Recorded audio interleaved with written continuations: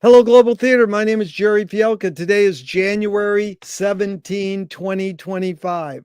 We want to thank Rob Grant and his amazing podcast. I'm probably wrong about everything. And also, we want to thank Kelly Kuvo and Dominic Priori to introducing me to today's guest, Becky Ebenkamp. Becky, where are you calling in from? I'm in Tahunga. Well, I love when people have props. No, hardly anyone has props. Yeah. Well, good. I have a couple today. That's cool. You try, so I have to have a co-host. The Other than first you. The first question, Becky, is what's the best thing for a human being? Oh my God, candy? No. I would say collaboration and empathy. Other people, Wow, pets. I love all those answers. They're all really inspiring. I love candy too because I don't want the people to feel these are, even though the questions come off as being serious, we're here to have fun. So that was great. I had this woman last week. I says, "What's the best thing for a human being?" She goes, "Raspberries. I just picked them from my garden." So, what's your favorite form of information? How it comes into you? Oh, well, I've been a journalist for a long time. I'm actually not a journalist now, but I always feel like communication is really important to me. And I think everybody communicates on their own level. And I find it very frustrating. It's very hard to communicate with people these days. It's hard to find common ground. But one thing I always thought was a really good way to communicate to people through is analogies. Tell a story in a way that people can relate to. Is that that's gotten harder and harder. But if you just say something in a straightforward way, people just, they don't know what you're talking about. If you can say, like, you remember when your sister had cancer and then you try to, that's a terrible example, but, if you can put it in a way that it's a situation, and I guess that's not really an analogy, that's a story is not as a type, analogy is a type of story, but if you can say something like, let's say you're talking about how vast the universe is, and then you can say something like, imagine all the sands on all the beaches, and you pick out one grain of sand. Well, the universe is, a million times bigger than that one sand is. Imagine that to every grain of sand in all of Earth. And people can start to imagine what size means and stuff like that. So that's what I mean by an analogy that people can understand. Really Because well put. Yeah, I believe I like how concise and articulate you are. Really got a picture because what you were saying, you exemplified with what you said. You formed the content. You told a story about sand and just the act of communicating. Why do you think humans collect or gather information? well, I hope they gather it to learn more, but unfortunately, I think right now people gather it in order to, you know, not coming up with the right word, but just, people tend to, they want to come up with things that make them feel that they're right about things. They just Yeah. want to confirm their own bias. Yeah. Uh, and we're seeing much more of that. And unfortunately, they're cutting out the different places where they can learn stuff. They're just focusing in on those places that tell them what they want to hear. And about being a background in news, your idea is that you want to have more and more sources so you can hear all these different points of view. For me personally, I have my opinion. I want to hear all those other opinions, if for nothing else, because when somebody gets to me and tells me something that's absolutely ludicrous, I've already heard that 10 other places. And hopefully I've looked up to see, gee, is that right? Let me check and see. And then that way I have an answer for them. Well, no, that's not actually true because, that comes from a really bad source. And if you were to look into that, the math is wrong. That person copied it from this other person. And you might have thought you heard it from 10 different sources. But all those people really just got it from the same place. And the reason you could tell is because they all have the same typos in their story or whatever, the people still don't believe you and they still spread it. But maybe somebody reading that will realize that's not good information. That's like critical thinking, really well explained. But do you think, Becky, this need or want to collect information is more innate or more invented? Well, I think it's innate because you have to go back to when we were hunters and gatherers, and you got to know which animals are faster than you, and you got to know which ones are going to poison you. So knowing that information, you think of it as being instinctual, but really a lot of it is learned. And you talk about things like evolution and survival of the fittest. Well, it's a matter of the people that stayed alive were the ones that were the smartest or the ones that adapted to the situation. So I think really you need to know what to survive. And I think also, I think of this a lot with conspiracy theories too, because so many people are, get trapped by conspiracy theories. Conspiracy theories, there in some ways, there is some intelligence in that because people who follow conspiracy theories, they recognize patterns. Unfortunately, they've seen patterns, and a lot of times it's a matter of coincidence. Unfortunately, they're not going through it and thinking logically enough. You might see a lot of patterns, but at the same time, you have to also think about, well, okay, these things are patterns, but just because you saw the number 9 12 different times on different things, you also have to think about, well, why would somebody do that? Why would it be important to them? And didn't I also see the number 7 a million times and just not notice it because I'm personally obsessed with the number 9 or because I need that number to be the one that works into my theory or whatever. There's a lot of stuff that I'm fascinated by all this stuff. No, it's really well put because one, conspiracy theories weren't so kooky when the CIA took two words and put them together. That is Mm-hmm. conspiracy and theory. It was called Yeah. political research, and Mm-hmm. they said we researched the Kennedy assassination, and they said, well, if we put conspiracy and theory together, we Yeah. can codify the research. So Yeah. they actually created that, and then over the years it's really been blown out of proportion. And if you say the word you nailed it, it's basically pattern recognition, but Mm-hmm. some research is more valid than others, so it's up to you to Exactly. do what you were just talking Mhm. about, critical thinking. So And I do absolutely believe Kennedy was murdered by whoever, the government, whoever. That is, there's no question that was not Lee Harvey Oswald on his own. yeah, so do thoughts create emotions? Oh wow. Yeah, I mean, well, I think there are things that make people think certain things, and yeah, I think so. I don't think there's any way that they couldn't. You think my dad died this year, and I think about him all the time, and that makes me feel a certain way. I think some people are more susceptible to thoughts, creating emotions. Other people are able to work through them, I guess, Yeah. easier than others. Becky, fill in the blank. I don't know what I think until I. Hmm. Well, I would say kind of on the reasoning we were going on until I looked into something and research it. Yeah. Uh, with a lot of things that, especially things in the news or things people tell me, I'm just right there and I'm a researcher. I like to know that what they're telling me is true until I have an opinion on it. Yeah. McLuhan says, I don't know what I think until I say it. Joan Didion says, I don't know what I think until I write it. So I love the word research. I really agree with you. I don't know what I think until I research it is such an Mhm. important. Can humans think without language? Yes, I think so. Yeah. I think I'm a very visual person, so I think we think before we can talk. Uh, um, it might not be the same type of thinking but I'm trying to think of some certain things that I thought before I was able to talk. I mean, yeah, I think you point to things, you want things when you're a baby, you cry, you get things. Absolutely, absolutely. And Which, there's a lot of stuff right now going on with autistic children. I don't know if you know about that podcast about supposedly autistic children or uh, psychic or whatever. The autistic you mean children. telepathy tapes? Yes. That is so heavy. I just learned about that last week. Yeah. Uh, so clearly they can think or whatever that is. I mean, they can communicate it. Yeah. Yeah.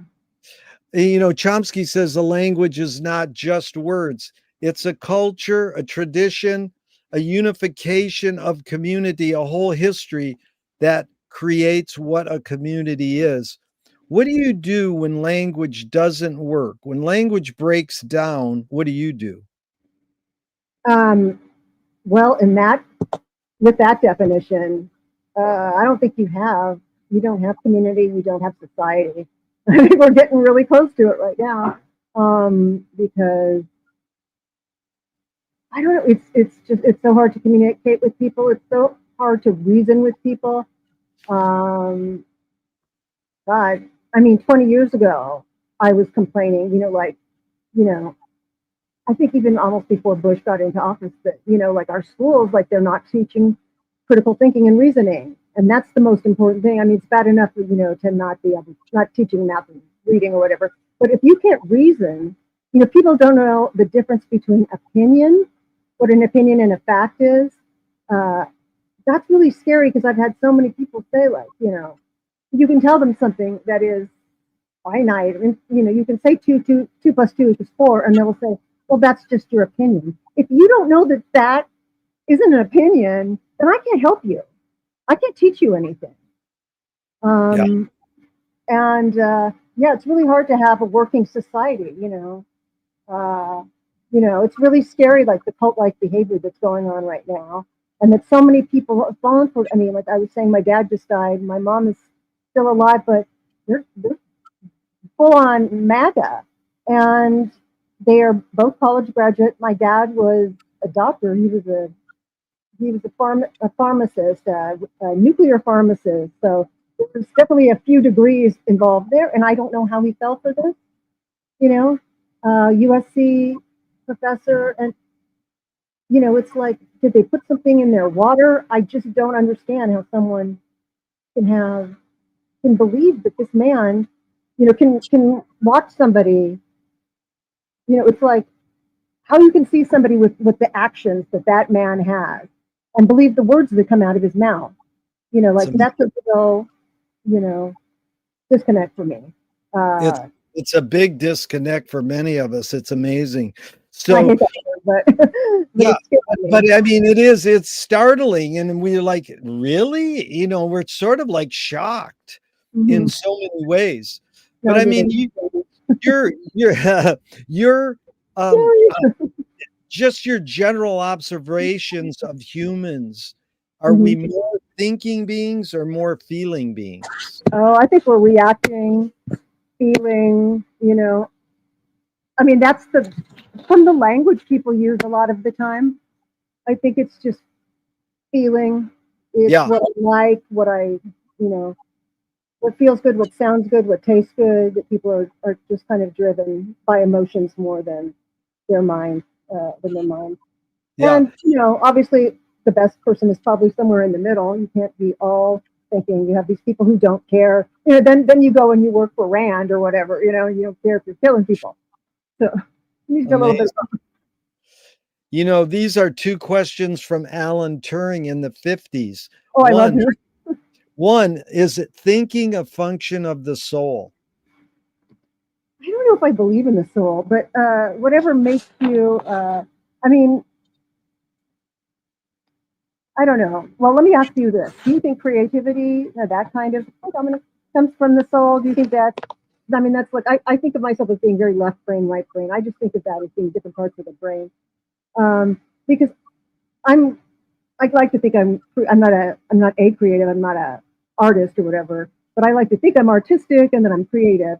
And I don't know, that part of me, I think, is more probably emotional. That aspect of me, and I don't know, the other side of me that it's more analytical.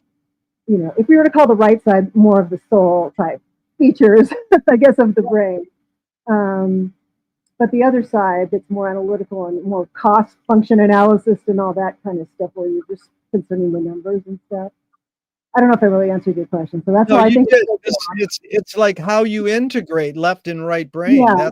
That's really important, and that's very close to what people think the soul is. How do you integrate, all these things? The second Turing question is, can machines think? Oh, that's so scary. Well, I don't think they can yet because um, I think they do a really good job. No, I don't think machines can think, and I don't think they'll ever be able to think. I think they'll be very good at faking it. Yeah. I don't think they'll ever quite make that step. And I've I've had some of my well, I just got fired last week actually from my job. If anybody needs a writer or an editor or a strategist, I'm here needing work. But some of my clients were trying to use AI to do their work for them, and I was editing it. My God, it was like seventh graders writing term papers and going to Wikipedia. It was so bad. Like you could tell so easily. And I know in the last couple of years we've jumped like by leaps and bounds with AI. It's gotten so much better. I'm thinking, God, how bad was it 2 or 3 years ago? Because it was so obvious that they didn't know what they were talking about. Like, the person had put in their search terms. It was like, let's say somebody was hired at their company. They couldn't even go across the hall, get the person's bio, and just write the 2 paragraphs. They had to put it in some AI, bot or whatever, and just put in information. And so the AI had written these things out, like, first of all, the two profiles that they were almost identical, and the words that they used to fill in the stuff that they didn't know were like just dancing around the holes. It was so obvious they were talking about something that they didn't even know, like the type of words I would have used in high school when I was writing a paper and hadn't read the book, and just tried to pad it out. It was so bad. And well, that was one experiment with AI. And another one that I did, I was trying to ask a question and it didn't know the answer, and it kept trying to like go back and rephrase the question. I was like, you didn't answer my question. I mean, we had a chat for over an hour, and it lied to me. It lied to me. Wow. And I said, you lied to me. And it just kept trying to avoid the answer. I mean, I don't know how to use those tools very well, but I know enough that, I just kept going. Like I was being a reporter, it was going back and everything. You're not answering my question and you're evading the question. Why did you lie to me? You didn't know the answer. You gave me an answer that wasn't true. And it just kept avoiding it and trying to throw these other things in. It was ridiculous. That is spooky. So, yeah. No, Becky, do you more pursue happiness or more pursue meaning? God, I wish I pursued happiness more. I think there's this part of me that's always trying to figure out the answer to things, or that's there too. But if I did find the meaning, I probably would doubt it and not think it was right. So I'd keep looking. I think I wouldn't trust myself enough. So I would probably think it was wrong or something. I don't know. Wow, that because I got it from Viktor Frankl's book, Man's Search for Meaning. And he says, happiness doesn't tend to last, meaning does. So, does the brain more detect consciousness or create it? Like, is consciousness there bubbling away and we're more so detecting it or more so creating it? Well, when you say consciousness, I mean, when you say that, makes me think of how, like, there's these theories that we're living in a, what do you call it? Like, they're in a video game. That we're in a, you know what I'm talking about? Yeah. Not a reenactment, but, simulation. There we go. Yeah. That's what that makes me think of. I don't think we're in a simulation. I don't think we're creating it that way, but, I mean, we're just experiencing it through our senses and things. I think that it's actually happening, if that's what you mean. But who knows? I mean, who even knows if you see the same green that I do? I mean, it would be funny if we, I don't really believe there's an afterlife, but if we did, and, I'm so sure of the things that I see, I use my senses and I use my research and all these different things, but it'd be really funny afterwards. If, imagine if we found out, no, Donald Trump really was the greatest person and he had all these motives that we didn't know about. Or what if everybody really looked like monkeys and I thought they looked like humans, like if everything was completely different, if my eyes were just really off or whatever, all my senses. So who knows? What's seriously? No, this is fun. You get it. So, what's faster, speed of light or speed of thought? Yeah, man. I don't understand the concept of speed of light, really. I mean, I know what it means and all that, but I've never experienced it really, and I don't really understand why it's important. So I'll just say speed of thought. Very good.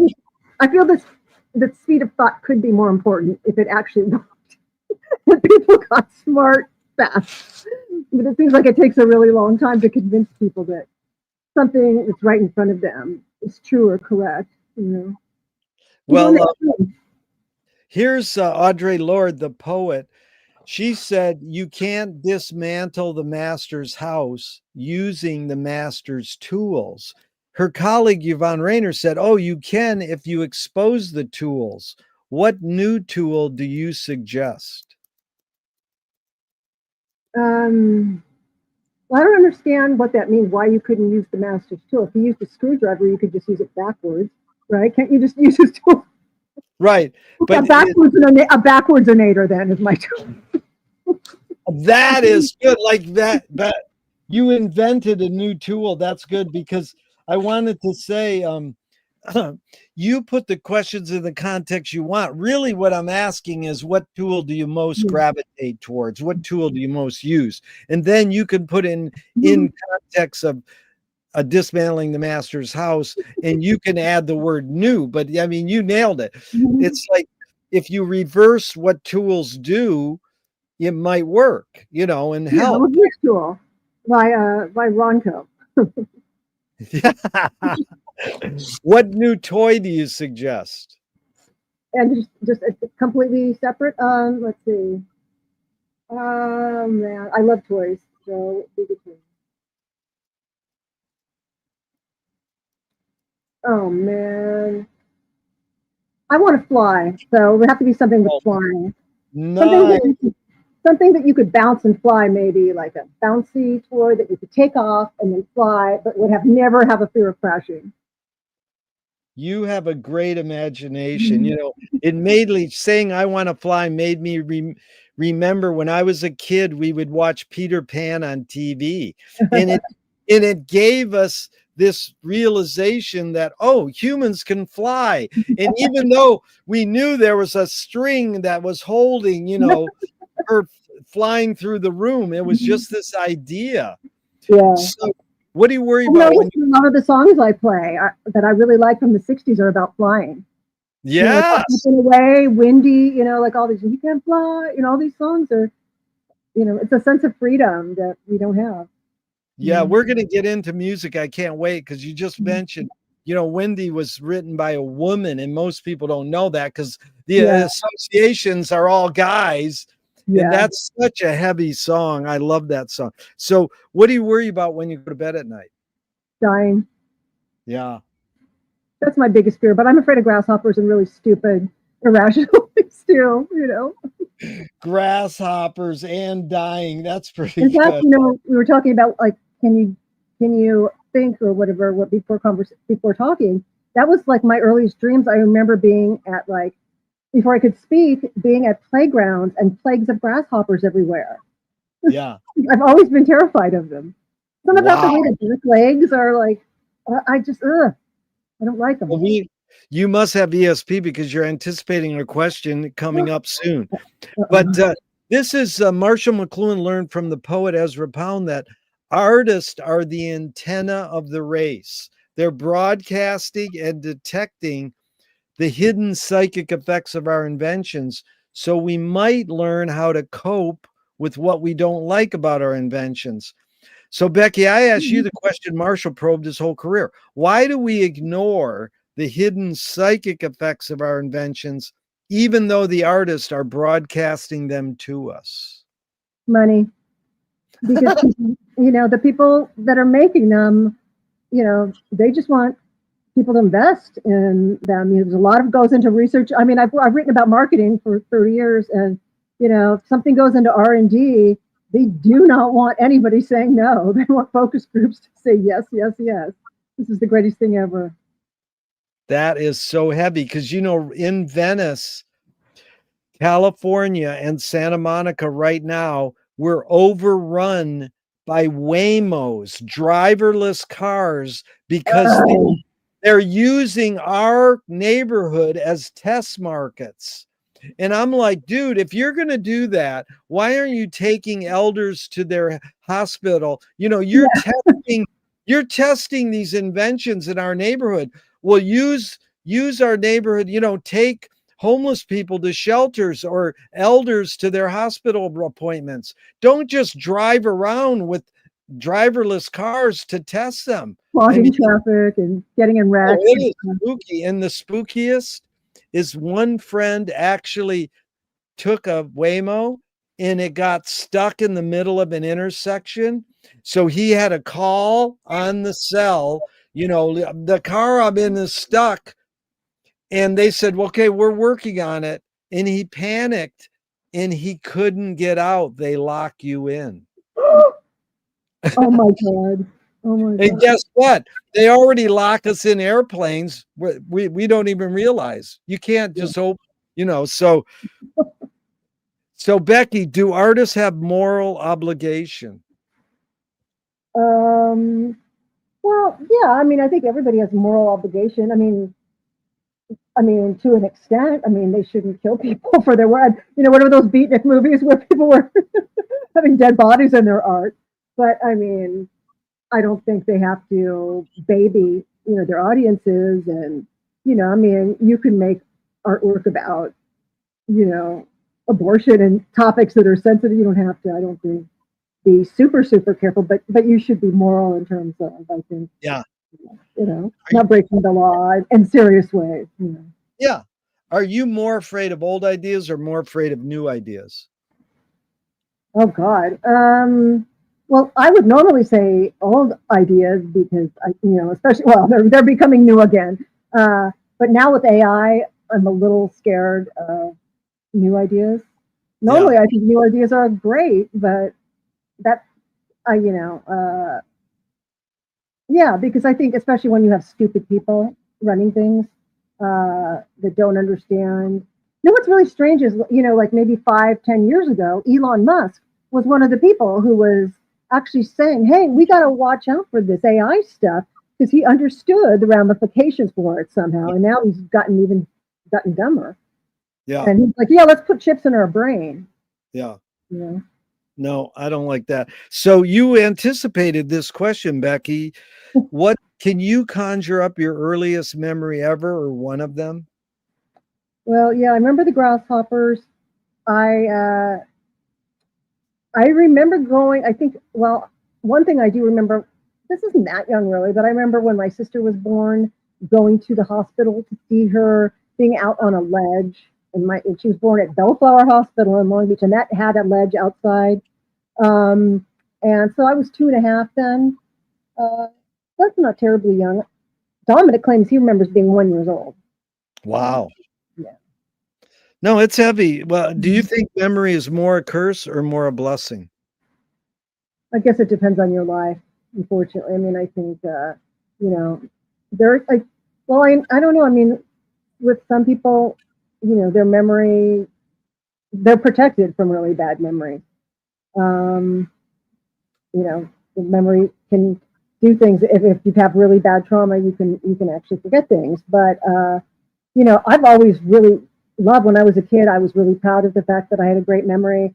I could help my mother retrace her steps and remember where things were. And, we were raised to be really smart kids. Like our parents, they were like every night, and we had drill cards. We were reading when we were 3.5 and I did algebra before kindergarten. And my dad was a scientist, he was a nuclear pharmacist. So it's like memorize the charts, the table of the elements. And I had to know how many protons and neutrons everything had, and, all that kind of stuff. So, I developed my memory pretty young, and I was really proud of that. But as far as personal memories, I was really proud of it. But as I got older and I was kind of an unhappy teenager, like now I can't remember anybody I went to high school with, and I don't care. Yeah. Well, it's interesting because, again, you anticipate the next question. Tell me someone within your immediate family who had an impact on you, and what specifically was that impact? Mm-hmm. Well, I would just say, because my family, God, I hate to say terrible things. My family is a little bit impersonal, cold. I was raised, as I think, I will say I'm the black sheep of my family. And we were a very sports-oriented family. And, I was the one that was more into music and art and things like that. And, I was into sports too. I mean, I was competitive. They said we were raised to be competitive. We were raised to be who's going to be the smartest, who's going to be the best at everything. So, damn it, I was going to be the best. I was going to make all stars every year too. But I got to a point where I really had no interest in sports, and then I went completely other direction and just wanted to do music things and stuff. So my immediate family, they didn't, that wasn't really a value. I always felt really close to my grandmother because I always felt like my grandmother loved me. And both of my parents were very hardworking medical professionals. And so we spent a lot of time at our grandmother's when they were working. And, my grandmother was just like, I mean, she was like a woodland creature, just the cutest little 4'9" grandmother would make cookies, hug you. And when my parents kicked me out when I was 19, that's where I went back. And again, just I will always feel that was like she was the best presence in my life, always. And I was probably horrible when I moved back. I was bratty and whatever. And but Becky, this is heavy because if I usually ask people, someone who had an impact on you, and what was that impact? And you're saying the impact was from your grandmother, cookies and hugs. What better is there in life than cookies and hugs? Come on. Yeah. From your grandmother. That was beautiful. Now the same question outside. She was 103, so we got to keep it for a very long time, so it was very nice. Beautiful. Now the same question outside your immediate family, someone who had an impact on you, and what was that impact?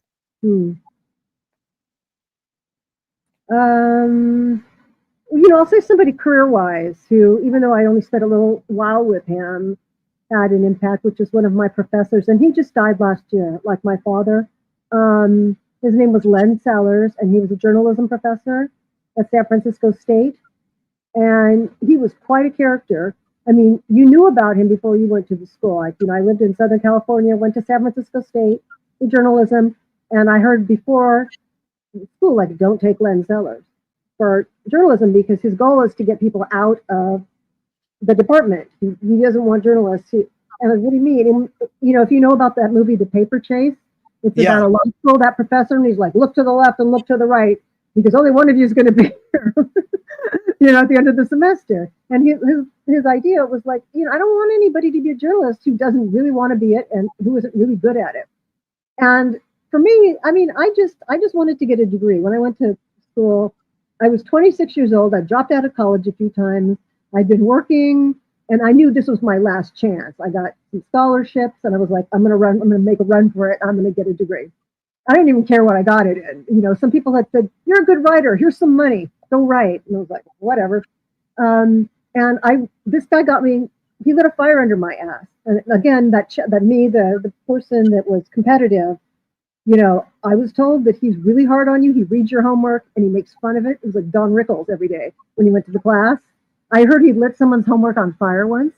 And I heard he only gives C pluses. That's passing. If you don't get a C plus, you're failing. And so it was really a fun class, funny, and learned a lot. And I took him for another class at the same time. He took like a mass media class. This is in 1993, 94. And he basically predicted everything that was going to happen with the profession and the world. He knew everything about how journalism was not going to be a profession in 5 years. Every newspaper, magazine, everything was already consolidating. But and I stayed in touch with him. 2 years later, he was out of the school. He'd started an internet company that became Razorfish, which was a huge advertising agency. Nobody was advertising at the time. There weren't any internet advertising agencies. So we stayed in touch when I got my first magazine job in New York. He wrote for me once, and if you got a job, then he was like, he saw you as like an equal. He was so cool to you. He found out I didn't graduate, and he actually went down, got all my papers for me, paid the like $15 fee, and sent it to me, and said, "You're getting your diploma, idiot. Don't do it." So he was just a very, very good guy. Made me feel good. Oh, and one time in his class, he did give me an A in a paper that Mr. C plus because he gave us an assignment, and I wrote a limerick for the lead, which was that was way beyond something you could not do. Like you could not be flowery or do something silly. But I broke a rule that was so blatant And everybody is laughing when he read it, like, well, she's getting an F. And he's like, no, this is perfect. You get an A. And it was like, I was so proud of that accomplishment that I took a chance on it. That is so cool. He sounds like a great guy. So did your parents raise you a particular religion? Nope. No, my dad had been Catholic growing up, I think, but I think they took us to church, to Sunday school, just because they wanted to go do stuff a couple times. But other than that, Do you pray? no, maybe on planes sometimes, but I don't believe in God. But that's, I think it's probably why I'm afraid of dying, because I don't know. I don't know. I see the negative forces of religion on people, and that bothers me. But I don't profess to know anything. It just doesn't seem likely to me that anything. If God does exist, what would you like God to say to you after you die? I feel like I'm on with the actor's studio. You were right about everything, and I would like God to say that this was all a dream. Everybody's equal. Everybody gets candy. Nobody gets fat. And bubblegum music is the best music that there is. And we're all going to dance. And we're all going to dance. I don't know. You said some key things. Yeah, like Emma Goldman said, if you can't dance, you can't be in my revolution. I love that. I like her even more now. Yeah. So do evil people exist, or does evil use people as a vehicle? You're asking me if they're born bad, kind of, or yeah, you can interpret it that way. I mean, it's basically, is this some force evil, or are there evil people? Yeah, I mean, I don't think it's an actual force. I think, I don't think there's like a little devil on their shoulder telling them things, but I think it's pretty easy if you're a thinking person to realize, gee, I could get a lot out of this if I did this thing. And I think it's just a matter of saying, I mean, it's hard to say because you have your sociopath, but I think mostly when people are evil, it's because they see an advantage to themselves. I mean, well, even with sociopaths, let's say you've got a mass murderer, they're seeing a benefit to themselves. It either puts them out of their misery or makes them feel really good, whatever they're doing. Like you hear about it. It's like the voices in my head wouldn't shut up until I murdered her, or stabbed her in the head with it. Or, it's doing something to them. It's their sexual fantasy to murder somebody or whatever.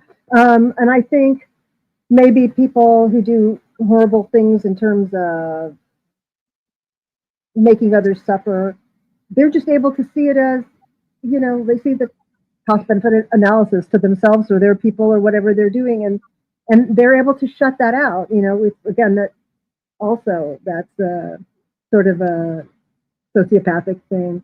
So it is. Yeah, it's really the hidden question, Becky, is how do you advise someone to deal with an enemy? And I'll set it up. Alan Watts says, if you acknowledge your enemy, you empower them. Coppola stole from the mob and the samurai, keep your friends close and your enemies closer. JFK said, forgive your enemy, but don't forget their name. And Fellini says, I need an enemy. So it's a lot of thoughts, a lot of prompts, but a basic question. How do you advise someone to deal with an enemy? But first, how would you respond to Alan Watts? If you acknowledge your enemy, you empower them. I don't believe in that. I mean, when you say acknowledge them, you mean to yourself or to them? Like saying, you are my enemy, like that makes them stronger? Or do you mean just knowing yourself and calling them? Yeah, again, everyone can interpret it, Alan Watts, differently, because some people go, if you don't acknowledge them, you empower them. So I mean, basically, how do you advise someone to deal with an enemy? Yeah, I kind of like the keep them close thing. I don't think you have to be friends with them necessarily, because it's hard because I always want to know what they're up to. I want to be able to be close enough that I can see what they're doing, keep an eye on them. I try not to think of anybody as my enemy, but Now that's interesting. American Indians, indigenous, say your enemy's your best teacher.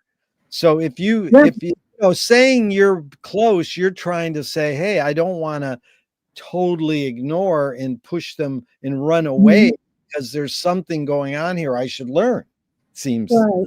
I also think like right now, people hate us. And I'll say us. I don't know specifically what all your beliefs are, but when I'm saying us, I think there are a lot of people in this country who see people, and even like people in California, because of course we're all the same to them, as these evil people who want to all be evil socialists or whatever, and they are the true Americans or whatever it is. And I mean, they think we're starting fights with them.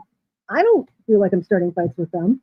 I think it's rather absurd to think people who want all of us to have benefits, for instance, like health insurance. And I feel like I'm looking out for all Americans, the things that I want, health insurance,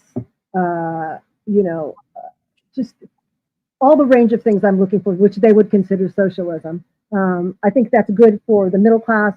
I want lower class people to have things. Those people, let's say that we consider each other enemies. I think that's a terrible thing, because I think we have more in common, and this is not an original thought, obviously, than we do with that 1% or 2% of people who have all the money. Those are the people that we need to band together, us, and realize that those are the people that, that we need to band against. We need to enact laws that protect us against them. And exactly. Politicians I support, very progressive, like my hope for president, 4 years ago, was Elizabeth Warren, because she understood that. She understands the money. She knows that those are the people that need to pay the taxes, and everything we do is just making us further and further from, as a middle class, as this huge middle class, where we are divided against each other, could actually do something against that. No, it's really well done, because you brought up this word too, and it goes along with it, Becky. Nassim Taleb. Let's interrupt this for 1 second. What is that, Dominic? We're on the air live right now, and it's really important. What is it? Okay. I'm sorry to wait. No, cheers to Dominic. Well, here's Nassim Taleb. He touches on a word that you just brought up. It's connected. Games were created to give non-heroes the illusion of winning. In real life, we don't know who wins or loses, but we can tell who a hero is. And so, my friend said, well, villains don't think they're bad. They want control. Heroes want freedom. And Gregory Bateson says, hey, if the criminal gets caught, does he go, whoa, my criminal skills weren't up to snuff that day? Or does he go, oh, I did something morally and socially wrong? So again, it's a lot of prompts, but the basic question is, does punishment work? Well, a lot of the smartest people think that it doesn't, that punishment on its own doesn't work, that reform is different than punishment. Yeah. Just putting someone in a cage doesn't work, or, I'm anti-death penalty. All right. Well, for other reasons too, because we get it wrong a lot of the time, but, I don't know. No, that's children. It doesn't even work on children half the time. Yeah. It doesn't work on pets. Yeah, it's interesting. So James Joyce was the first projectionist in Dublin about 100 years ago. Excuse me. He basically checked out. He says, why should I go inside a building and see a movie of a tree when I can go outside and see a real tree? Years later, Faulkner said, sometimes the best fiction is more true than journalism. Why do we have to recreate things in order to get them? Why do we have to go to a theatrical play of people acting out life? Why don't we just live life? Well, today, I love documentaries, but now most popular entertainment is pure fantasy. It's not people living life. It's fucking Marvel movies, right? Yeah. And that seems to be what most people like. God, I remember when I was writing, around 2000, that's when there was a super big superhero fad. I would say from about 1998, 2000. It was like, oh, this is a big fad now. Let's write about the fad of superhero movies. That gave me the impression it was going to be short term, maybe, and end at some point. And here we are 25 years later, and it's stopping. I hate those movies. Yeah. It's weird. Well, walk us on a little, a through line, Becky. what was the tipping point where you said, I'm going to pursue journalism? Like, what are you thinking about in high school and college? What am I going to pursue? What's my calling? And then what caused your calling to lean towards journalism? Oh, man. I wish I had an interesting story behind it, but I didn't want to do anything, or I didn't know what I wanted to do. I'm a first of all, I'm a high school dropout. Let's just start with that. I went to school until I was 16. I didn't like it. I early education, I was very advanced. They wouldn't skip me a class. I think probably because I was like socially RETARDED. Um, I wasn't very tall. My sister, I think she skipped a grade or two. She's very tall, and she was probably made more sense to her. They put me in like in the older classes, but they didn't skip me. And I have ADHD. I think I just had really bad habits. I didn't have to feel like I had to read anything because I felt like I already knew the work. That worked for a while. And then I got to the point like around seventh grade where the math got like way more advanced than I knew. And I mean, I'd be in class and I just wouldn't pay attention. I had to do the homework, whatever. I just do the homework without reading or listening to the teacher. Then one day I didn't know how to do the homework. And I was too embarrassed to really ask for help. And so I just found myself getting kind of stuck. By high school, I got a D in algebra, which I knew when I was like 5 years old. Um, and for a while, I was able to get by because, they'd say you have to show your work. Well, I could figure it out because you just put in numbers to the formulas and eventually get it. It's like too low. Okay, let's try higher. Okay, too high. I get it in there. But that wasn't what they meant by show the work. So when I got a D, I realized, well, gee, I can't go on with math because, you go from algebra to algebra 2 to calculus or whatever, geometry.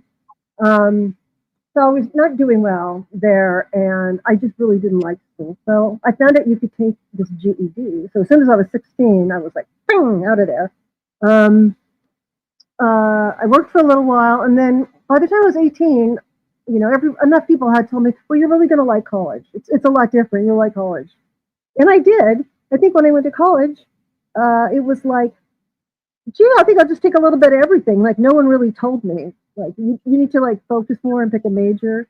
Again, ADHD. It was like I'd get interesting and I'd entertain a notion of something, take it for a semester and go, nah, that's going to be too much work. Let's do something else. So I dropped out a few times. And like you said, I went back to school after losing a job, being on unemployment. Unemployment would give you some money to go back to school for a while. It was killing time. I went back to become a graphic designer because that's what I was doing. I wanted to get some more skills, just to get a certificate. And while I was there, I applied for scholarships. Nobody gave me a graphic design scholarship. I was on the student newspaper. They gave me writing scholarships because I'd been writing too. And then, so I decided, well, I guess that's what I'm going for. And actually through my internships at newspapers, one at a newspaper in Long Beach where I lived, and one, I got a journalism scholarship at a magazine in New York where I thought I was going to be an editor. I didn't think I was going to have to write shit. But no, they had me writing the whole time, and they told me, they're like, "You're a writer. You can be an editor, sure, but you're a reporter. You're writing." And I started to like it more. I didn't really think I was a writer, but I always felt like I can write as good as I can read. I can write. I started seeing how badly other people wrote. I think, and that's when I realized, okay, just being able to write sentences. I guess a lot of people can't do that. And that's shocking. College age people don't write sentences. You're a good example of what are you reading though that kind of enabled you to write, that had impact on you. Like, are you reading specific authors or books or magazines that like go, oh, I can do this? Tiger Beat. I mean, there's nothing intellectual at all, really. Just like magazines and newspapers, I was not like your typical like newspaper hardcore everyday reader. I just felt like you had an average reading. I watched a lot of TV. I mean, I was like, I lived at Brady Bunch. I'm a pop culture junkie. That's my thing. What I wrote in the little box there, I was somebody who'd be great on Jeopardy. Yeah. Very good. So, McLuhan says everything we invent extends some humanness, like knife and fork extends our teeth. The shutter in a camera extends our eyelid, and even non-tangibles, say religion or philosophy, might extend consciousness. What does the writing utensil extend for you? What humanness? Whether it's a pen or a keyboard, what would you say it extends? What humanness? Yeah, it's my mind, my Yeah, thinking, hopefully my opinion and my yeah, what I want to be true, maybe about the world. yeah. I need people to know and think.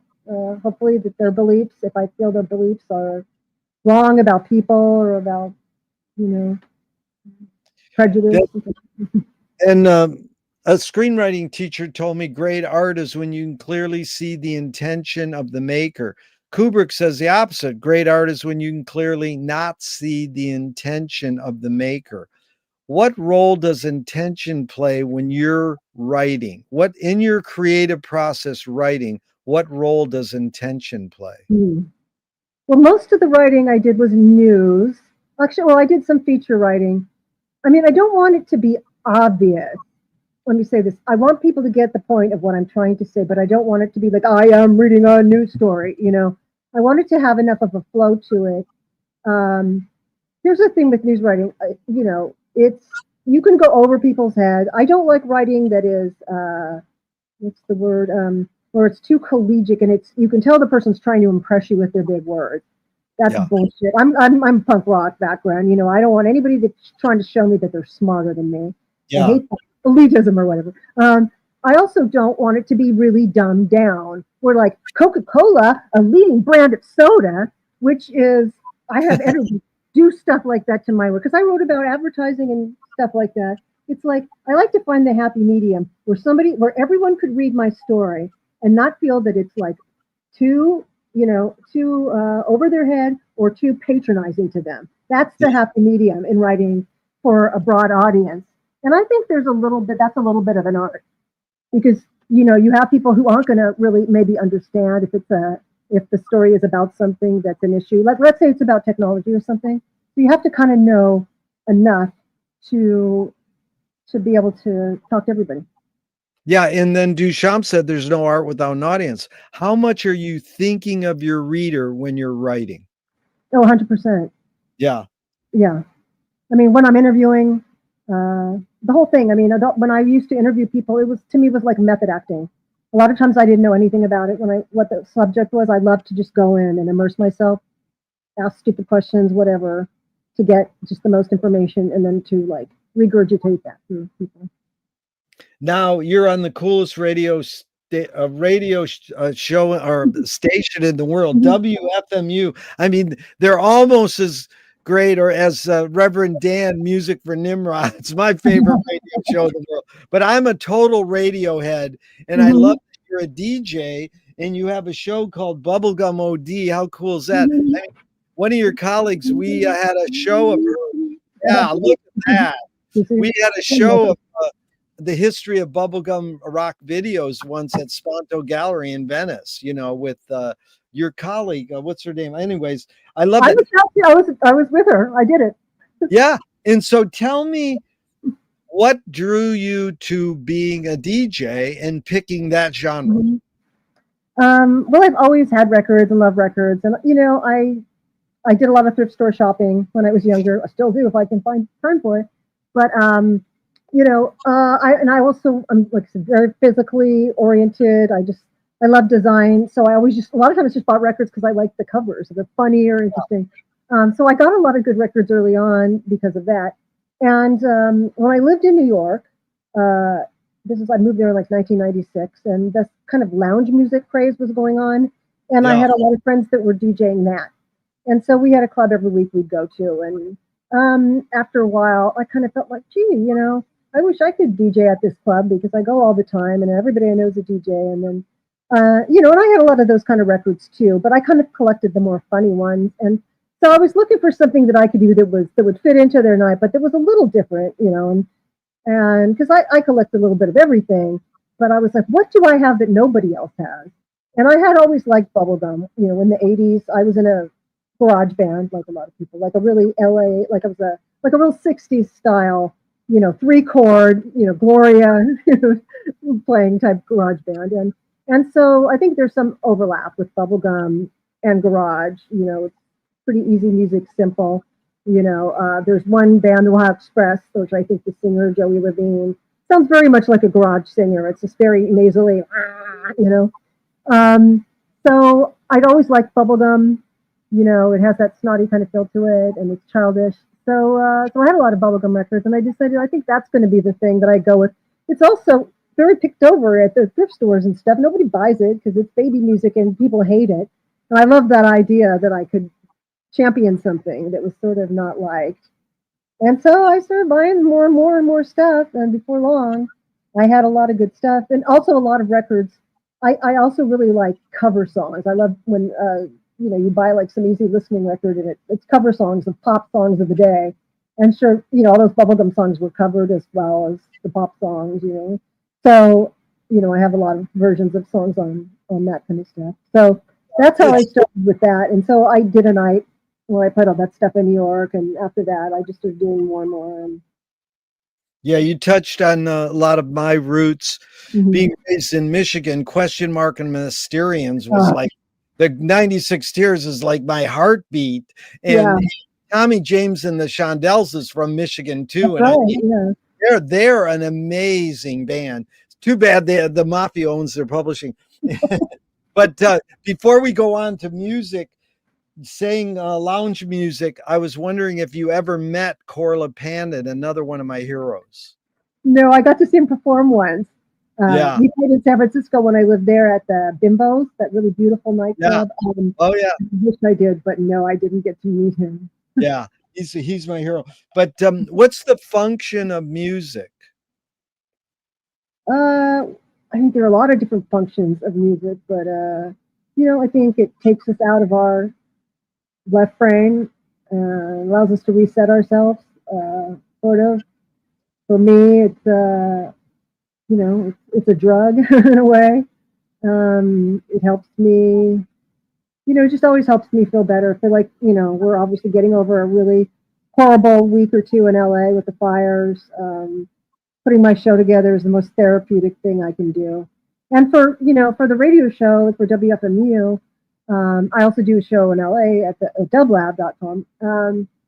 I feel like it's something I can do that helps people. Like, well, we're going right back into this, but when I was first doing the show, Trump was president, and it felt like here's something I can do that, like, we're all hating this, and I'm kind of a pessimistic person. I'm very like me. I can catastrophize. Like I said, I can catastrophize things. Like I can go from normal situation to thinking how it can go to sheer hell within less than a second.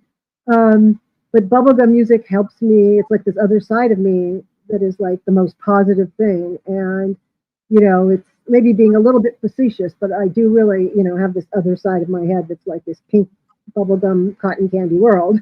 And I find that people who maybe suffer from depression also really like to go to that place too. And it's fun and giggly, and it's just, it's a nice vacation for them. And there's also fun. There's intelligent stuff in there. They're like really, the information about it, the songwriters, people who hate it. It's like, I love to get in fights with people about it. It's like, oh yeah, who do you like? And I can tell them a songwriter or an artist that played on something that they like, who probably had some connection to bubblegum. It's amazing. It's amazing with the internet how someone mentions a song and then I go into the deep dive and who wrote it and then what's their history and where were they raised. I love. Remember this? Oh, this is what we talked about at your event. That is so cool. Music is that is so cool. So yeah, that you brought up a lot there. And my first question in regards to what you said about music, and I agree, it is a healing force. It is so important in our lives, in everyone's lives. And it's a universal, like Corla Pandit said, it's a universal language. Right. My friend says the 3 T's of music are technique, theory, and taste. So technique, you learn how to play the instrument. Theory, you know the structure. How does one acquire taste? Well, hopefully they do it on their own by dabbling. The thing that I don't like is that I think too many people today get their taste from their peers or what's on TV or whatever. I wish more people would develop their tastes uniquely. One thing I noticed, I hope this doesn't sound snobby, because when I was a kid, we were in all the special kids classes, like they take you out of your class because you had a high IQ or whatever, and it was kind of fun because you got to like ditch class a lot, and they take you on special field trips and stuff.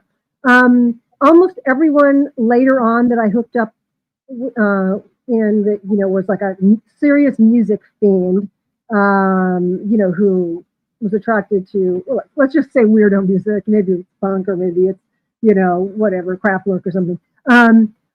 I'd ask them, were you in the special kids classes? Yeah. They were all like really high IQ kids. And it's something about that curiosity, maybe. They were the kids who became the punk rockers. They were the kids who always had that, I don't know, divergent taste that made them go after music that, maybe it's a little easier to do now because you can go on the internet, but when we were kids, you just had record stores and things. But I think most people just kind of listen to what their friends listen to. So I hope people's tastes that they can experiment and actually see what they really like, and not just okay, these are the 5 songs that are being marketed to me. Dude, I love your attitude because that's like everybody answers that question. Exposure. It's like, yeah, yours is another E word. Experiment. Take the risk to learn. Like when we asked George Clinton what kind of music does he listen to, he says, I listen to the kind of music that I hate, and I kind of try to figure out, why do I hate this? Like, how music is bad? Music's just music. Then you have this taste and you have a gut feeling. I'm going to lean more towards this. But it's endless. So in regards to taste, here's another question that McLuhan said, song is slowed down speech. The reason cultures have different musical taste is ultimately connected to language difference. So I'm curious your thoughts on that. I never thought about that. Well, did he talk about specifics? Like what cultures had fast or slow? Well, that's it. It's like, the Gamelin, all these songs, Eskimo songs. It's like, it's often like how in even Zappa talked about how when the guy pumps your gas at the gas station, when they used to have them, the way he says it is almost musical. So the way we talk kind of reflects the way our songs go sometimes. And country music kind of. Is the real basic question is, what's more fundamental, music or language? Well, what do you mean by fundamental? Yeah, it's sort of like the basics. Fundamental, is like the basic building block, So it's almost like, what came first? Did people go humming and whistling? Right. Or sometimes I'll sing around the house, just like, and I notice it's more stream of consciousness. Like I'll just make up a song about my cat. Yeah. Conversation with my cat, and I was like, what the fuck was I saying? Oh, we do that all the time in my house. My wife's a songwriter, and we just make up songs. But it's the innocent is when you hear little kids make up songs on the spot, and they're not, oh, I heard the structure and my teacher taught me how to write a song. I mean, in your bio, you brought up the Brill Building, and I love that because I asked the Brill Building songwriters, do you come up with the music first or the lyrics? And they go, no, the phone call.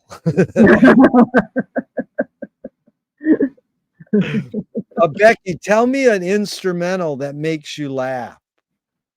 Oh, the Benny Hill song. It's called. Oh my God, that's the answer I get the most so often. It's called not sauerkraut. It's called, what's that called? Oh man. Do you know the name of it? I don't know the name of it, but you could probably hum a few bars. I'm afraid I'll change the screen if it's on my, because I have it. I play it on my phone. Oh man, it's bad. I swear I'm getting senile because I know. That's all right. We can look it up later, but let's move on. So, what do you think the motive of the cave artist was? In meaning, we don't have records of cave music or cave dance, but we do of cave artists. They drew on the walls of the caves. Mhm. But I mean, just in general, what do you think their motive was? Well, just in general to communicate, but I don't know if Yeah. they were trying to do like a census or, or if they were just trying to go, oh, let's just do pretty paintings so our wall looks good. I don't know. Yeah. This is what this looks like to me, so I want to show it on the wall. Uh, do you think they were maybe putting it there for future societies to see? I don't know. It's endless. So what's more important, conviction or compromise? Oh God. Well, I think you get to a certain age, you realize that you can't do anything without compromise. But I think you can still compromise with conviction. I mean, I think a lot of compromise doesn't have it's not good compromise, but I think you can. Compromise has such a negative connotation, but I mean, I think you can work with people and still do good things. Yeah. It's hard, but you can give them things that aren't as negative to you. Let's put it that way. In your accomplishments, how do you rate these three elements? Luck, skill, and ambition. What played the biggest role, second and third? Um, Gosh, in some cases, I think luck. I, I mean, I've had people say that. Um, I was told that I wasn't very ambitious when I was younger. I think I was ambitious at some of the right times. I don't think on an everyday basis, but I think with the jobs that I've gotten, the important ones, uh, they came to me. But I had to be doing something right in order Yeah. for those people to pick me, Yeah. So I can't just I don't know. Well, somebody in the other room has said to me, like, you just got lucky, And it's not that I've worked very hard, but maybe it doesn't look like I've worked as hard as some people. I mean, I told you I dropped out of high school. I mean, I've done things kind of my way. Yeah. And there's a lot of times when Dominic, who works really hard, in some cases, hasn't always gotten the best treatment. But uh, it's a fine line, and it's sometimes it's being in the right place at the right time. Sometimes it's just how you communicate with people, and I certainly haven't gotten all figured out because I've definitely had my time of people not choosing me for things, and I've had to just get back up and work. But I did have a lot of luck with so I got two really great internships when I was young. I decided, okay, I guess I'm going to be a journalist. I got into a really good school at a really good time when the internet was starting up. I moved to San Francisco. Pow, the internet, that was like a Zelig kind of thing. I moved to New York. Pow, internet advertising started. I was at a magazine. The magazine hired me, so it looks probably like a little fairy tale to some people, but like I said, I worked hard. I wrote good stories. Good. But I don't feel like, oh, I was great. I mean, I think there were other people who were a lot more talented than me. Becky, T.S. Eliot said poetry's outing your inner dialogue. What language is your inner dialogue in? Gibberish. Gibberish is a great word. I love that. I love that word too.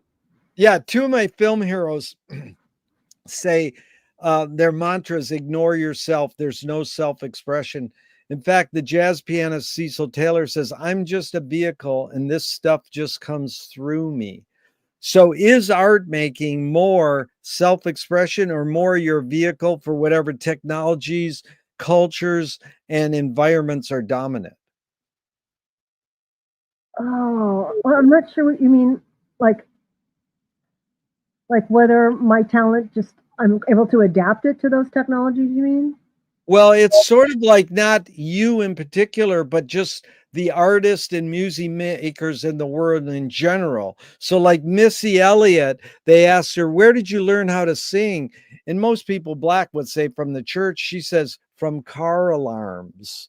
So, that's sort of an extreme example. But Ginger Baker, the drummer for Cream, said, "Where'd you get your style from?" He says, "I was in London when they were bombing." So his style's like boom, boom, boom, boom, boom, boom, so it's like, how much is the environment driving the art out of the creator, or is how much the creator is expressing themselves? I know it's both, and it's hard to decide.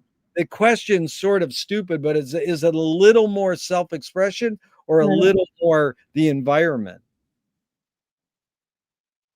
I'm going to say, I don't know if I'm really answering your question. I'm going to say for me, it's probably the environment. He said, I don't really think what comes out of me is very good initially. I've had to learn, I'm kind of a perfectionist, that I have to just get stuff on paper. Let's say it's writing, because I do a lot of different stuff. And so I just have to get the crap on paper. And once it's on paper, then it's a matter of perfecting it and using various tools, and that could be for anything. It could be because I do graphic design, I do all these other different things. And I'm pretty much untrained with a lot of stuff that I do. I never took a grammar class. They put me, I was saying when I was a kid, they'd move me up to different grades of classes. I skipped the whole era of grammar, I guess. I had Schoolhouse Rock, luckily, so I knew like what a noun was and some of those things. But so I felt a little self-conscious but I've heard that a lot of times when people, and I think this is good for everybody, is that if you're not really good at something and feel like you're a flaw, you feel self-conscious about something, sometimes you could be better at that than other people because it's what makes you unique. Like you didn't get the training at something. Like I was reading an article about the reason John Doe and Exene harmonize and it sounds so unique is because that's not how harmonies are done. It's just how they started singing together. That weird, that kind of caterwauling that they do. Those aren't normal harmonies. But that's what makes X so great. And it's that way with a lot of things. It's because those people didn't get formal training. They did it the way they just sounded right to them. And they just, they did it with conviction. That's such a good example, Becky. That was really good what you just said, because it illustrates. Jean Cocteau said, when you get your first criticism of your first piece of art, like your friends or your family or a teacher, and they go, "Yeah, your piece was pretty good, but you should do this." Take that criticism and exploit it for the rest of your career. I mean, that's a perfect example of in the other thing was just get it on paper. That's total James Joyce. He had 12 words. Well, he had 12 words down, and the guy goes, "Well, what's taking you so long?" And he goes, "I'm trying to get them in the right order." Because it really is, you get it down, you got a blank page. But the real hidden question, Becky, is, can art making be egoless? Yeah, I think so. Like I said, a lot of what I'm doing, I don't know if it's any good. I have to just stay away from that because I get self-conscious for me if I'm too worried about my ego and what I'm doing. But get it out first. It's all editing to me. It's like, and the same would be with art too. Like, it would all just be the editing process. And, you can put some of your ego back in during that part, I guess, if you want. There's no right or wrong answers to any of these questions, but that one you got right. I love when people say it can be. Is perception reality? It's your reality. Yeah. Yeah, I love the idea. I love the contrast of those things of what perception and reality, because it's. I love what Lily Tomlin says. Reality's just a collective hunch. That's good. Well, I mean, I think a lot of people are living in this perception right now. It's like they're living in the Plato caves or whatever. But if you want to open their eyes and say that's actually not what the world is, half of our country. And I hate to sound, that sounds like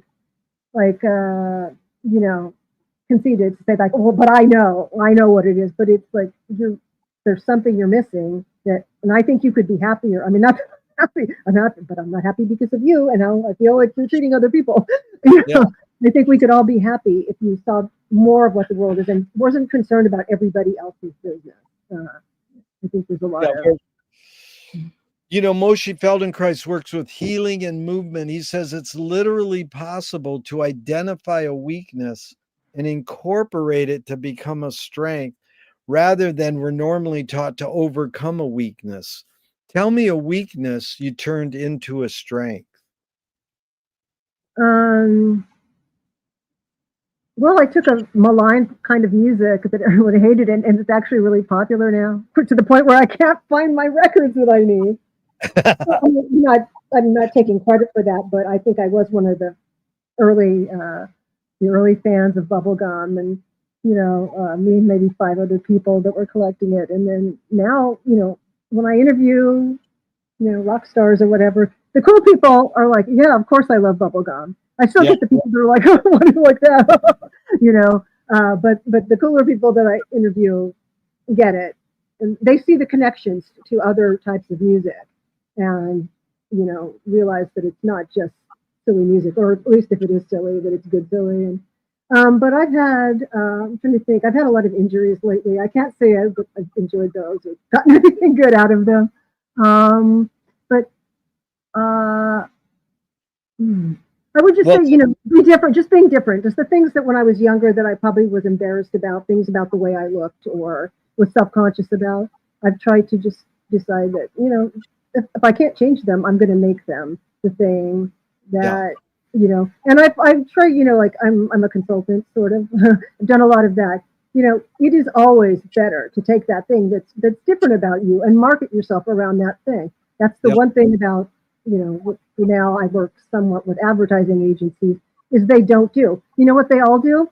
They all disrupt. That's what they all say on their website and their stupid page about us. Well, we disrupt the industry, blah, blah, blah, blah, with the same 5 buzzwords. And it's like, nobody knows what you do. Like, that's not interesting at all. Everybody disrupts. Really well put, because it goes back to that thing you taught me about X. And Iggy Pop said it well. He said, my band was so bad at imitating the Rolling Stones, we invented punk rock. How do you flip that breakdown into a breakthrough? Right. Well, I worked for a little while at Yahoo, the company Yahoo, and Yahoo, when it started out, was a great company. Yahoo was purple. You can't probably see too good here, but I had purple hair. The day I walked in there, I was like, I'm home. But at this point, the company, everybody there was just so beaten down. They knew they were going nowhere. All Yahoo wanted to be was Google. And that's all they talked about. What's Google do? Oh, we need that too. And, I would stupidly, I was like, I was a contractor. And I thought maybe I could get a marketing job here and get something. And I'd go in with all my ideas every day. And they're like, oh, that's great. Okay, go back and do their thing. But I would tell them, like, here's the thing you have. Like, you have all female executives. That's the thing you should be getting. That's something that Google doesn't have. It's a, whatever, sausage factory. Go in and support women's films and be the company that champions women, or try to do these things, find these things about your company that's really not the exact same thing as Google. And find a way of having that be part of your brand now, because right now, everybody, you're not a search engine anymore. Obviously, you're not a this, you're not a that. You're not going to compete with Google on your engineering, because Google has better engineering or whatever it is. But that's all they wanted to do. They thought they were going to be better than Google, and they clearly weren't going to. Now I don't even know if they exist anymore. Well, it's interesting, because that's what I learned from reading Harold Bloom. You absorb your influence, then you abandon them. And it's like, good luck, because most people become clones of whatever. It's the difference between retro and rooted. There's bands that are retro, and then there's bands that are rooted, and then they're transforming the art form. That's what I look to. How do you find peace of mind? Music, probably. I'm trying to think. I don't get much peace of mind. I just like, I like to learn. I guess I would say I like to play games. I like puzzles. I like to solve things, even if it's work related. I like to solve problems. Yeah. And that's what I like about games. Games are just solving problems. And I love to watch documentaries, I guess, because that's learning too. I wish I could do more active learning. I'm sorry, making of things. I love to make things, but I find it's hard for me to do solo projects. I really wish I had a partner, like a writing partner or somebody I could make films with or write a book with. I just find I'm not really a self-starter, and I like to, because I've worked alone, I've worked at home for a long time, I like having a collaborator. And I like having ideas. Like, I think I'd be really good. Well, I know I'm really good in like, brainstorming sessions with people. I offer good ideas, and I don't think I have that big ego where it has to be my idea. Like, if you give an idea, I think I offer good. I'm really good at giving you advice, like how you could make your idea better, or like Yeah. we play off each other, and then you go, hey, yeah, maybe we. Then you come up with something completely different. It's even better. I like that process. They call it ideation in marketing, but I would love to be in a think tank. Nobody invites me to be in their think tank. Oh, and I'm also, I'm really good at, people don't like this, but I'm the person in the room that will tell them their idea is bad. Now, maybe I don't do it in the right way. I don't think I just tell them that sucks, but I am the person who can stand up and say, well, you don't want to do that because, again, they've invested money, or they're so convinced that that's the best idea in the world, but I can see the flaws in their idea. So that always gets, that's a real problem killer. It's a boner killer. Well, the fact that you can articulate it, Becky, is important to me, because that's my whole life has been collaborating, because I'm so Well, shitty as an artist and a musician. I just get other no, people and I work with other people, and it's so fun because it's then you're really propagating art as it should be, and in yeah, my opinion, it becomes more of a, and I never specialized either. I do a uh-huh. little everything, and everybody goes, no, you have to specialize and Well, focus. that's what they want now, especially with jobs. If you look at jobs, they're so specific, and then they want you to have been doing that thing for 10 years, and it's like, Yeah, that didn't even exist 10 years ago. yeah, There's some tech job that's yeah. easy. But Um, if you were walking down the street today and you met yourself as a 12-year-old, what would you say to your 12-year-old self? well, probably what those women said when they did like an experience, like, don't worry about it. I would probably say trust your gut more, trust your instincts, don't be afraid to be weird. Um, I would probably tell myself to stick with things a little bit longer, because I tend to like drop things a lot. Uh, Read more, um, exercise more, probably. I didn't have a What? lot of discipline. My parents didn't discipline us. They didn't keep us going on things. I wish. Take dance classes, because like I feel like I'm not a very good dancer. Like, I'm uncoordinated. I love to dance, but I'm not really. I never learned to like really like people that can do all the dance steps and everything. I'm not very good at that. One of my favorite cliches is, if you can't say it, sing it. If you can't sing it, dance it. And so, if a publisher was to release your autobiography off the top of your head, what would the title be? Oh, I already have that. Accentuate the negative. Oh, wow. And they want to scent the glue in the binding. What smell? Oh, well, bubblegum. Oh, Anyway, I oh, mean, I guess with that name, it should be like farts or something, but it would be bubblegum or strawberry or something good. and what's the cultural shift you see developing today that inspires you? Hmm. Well, I think there are some young people that give me hope. Uh, there are some young people who are using technology in a way that's smart. I think the fact that at least here, there are some young people who grow up that don't see race or don't see gender as being a thing that matters, um, and who value education and learning and care about other people. Yeah. Um, you know, and there's some that are making good music. Yeah. Oh, yeah. That's the thing is that's the answer I get a lot. Oh, good. Well, what's a question that remains unresolved for you? um, could be about anything. Yeah. Yep. Any topic, anything. What's going to happen to us over the next 4 years? What's going to Yes. happen to democracy? Yes. It's one of my biggest concerns. What's gonna happen? Yeah, we have to unite and not let it's the MC5 had a great line. They go, it takes about 5 seconds to decide whether you want to be the steamroller or the road. How has being the writer you are, and I love your line, expert techspert, how has being the expert techspert, a DJ, a pop pundit, shaped your behavior? I like to think that what I've done, what I do, I'm professional at what I do, and I care about language. And I've always, in writing, the type of writing I've done, whether it's journalism or editing other people's work, like I said, I've always been professional. I've always made sure stories are accurate, ethical, all the things, all the tenets of journalism. But I also have a sense of humor and don't worry too much about things that don't matter. Like, to me, when I'm writing, like I said, I don't want stuff to sound like it was written by a robot or a scholarly person. I want it to be relatable to people.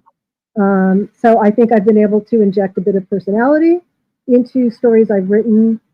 The magazine that I worked for most of my career, which was called Brand Week, it was part of Adweek magazines. They always allowed me to show that and to have actual personality for a business magazine, which was miraculous. They sort of gave me a zine within the magazine that people really loved, and they allowed me to make marketing sound like pop culture. And again, that kind of gave it a meaning. I wrote a lot about research and about why things were the way they are. I mean, to me, in journalism, in any kind of news story, the thing you want to know about is why. Why is this happening? Yeah. How did it happen? Why did it happen? You want to know the who, what, where, when, all that too, but really it's about why. And so that was the question I was trying to answer. And I felt it could be done in a way that was entertaining to read and enjoyable. And I tried to work in as many. I mean, I went to a marketing and advertising magazine, and I didn't know anything about that when I went there. And my first thought was, no fucking way, I don't want to do this. And then Dominic told me, you're going to go there and you're going to do it and you're going to be good at it. And I remembered, oh yeah, I liked Bewitched and I liked Mad Magazine. So I do know about advertising. And I'm just going to have to remember that not to be afraid of it, and remember that advertising is a part of pop culture. Advertising is movies too, and I've just got to think of it from that way. It's advertising has to be relatable. They're mini movies, and if they don't come across as something that you understand, then it's bad advertising. I always tried to think of it as that, and I kind of became a critic, and as it evolved, because it has evolved a great deal from when I started in 1996 writing about it. It's totally something else now. We don't even call it advertising anymore, really. I just kind of learned to, adapt to the times. It's become this thing that's, they always say 360, but it's everything around us. It's not a TV commercial anymore. And I found it really enjoyable as a pop culture vehicle to, I don't love being marketed at as a person necessarily, but it is heavy because advertising is so demonized, and people go, I hate advertising. Basically, I've done lectures on the great artists who were advertisers first. They worked ad agencies. It's endless. Zappa, Warhol, the guy who invented Art Nouveau, the guy who wrote Wizard of Oz, David Mamet. They all worked as admin first. The guy who wrote God Only Knows. Who's that? Tony. Oh my gosh. But whatever, but I can look it up, but see, it's amazing. But McLuhan's first book is about advertising. It's called The Mechanical Bride. And he basically says ads are the cave art of the 20th century. It's like cave art. And it's really rooted in symbolist poetry, which is, Mallarmé saying, or it's like sell the sizzle, not the steak. But he says, don't paint the painting, paint the effect you want to have on the painting. And then all our rock poets, Patti Smith, Kurt Cobain, Bob Dylan, Jim Morrison, all studied symbolist poetry, which is basically what advertising is. So it's really cool that you can say that you you were hesitant of going into it, and then you went into it and you got something out of it.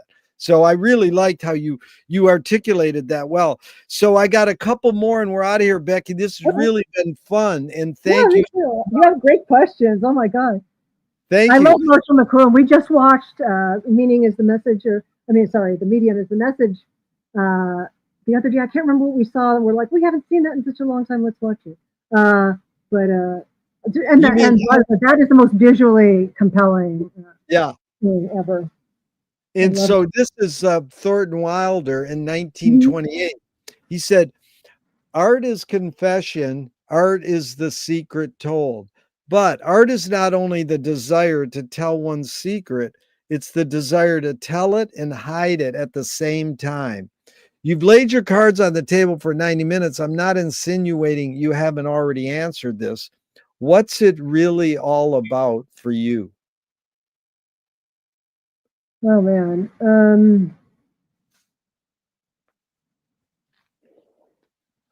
I don't know. I want to be a superhero. I want to fix everything. I want to fix everything. I don't know if I've said that, So in cool. enough ways, but that's what I think. If I could be anything I wanted, I just want to. I want to fix everybody and everything. And like I said, I want to solve problems. I want to solve puzzles. I wish I could make everybody happy. Uh, I mean, that's I think. Whatever you talk when you're a kid. You say if I met a genie and I had three wishes, what would they be? You know.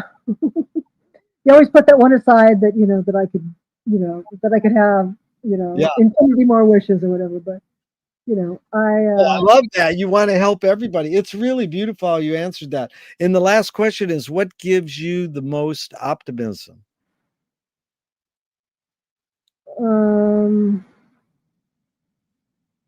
Yeah, I mean a couple things. I mean watching Palace Cats on Instagram. There's this weird cat in Japan that I'm obsessed with. It's actually almost instinct, but it's these cats in Mongolia. They're really funny looking, and I discovered them a few years ago. And a couple of Japanese zoos have a breeding pool. It's Palla. Which is super funny. So watching them play and like they're very hard to to breed. They get these infections, so it's very hard to keep them alive. But when they are able to have babies and keep them, they're just a joy to watch. That and I would say the perfect 2.5 minute bouncy pop song like Windy. Something that makes me want to fly. Yeah.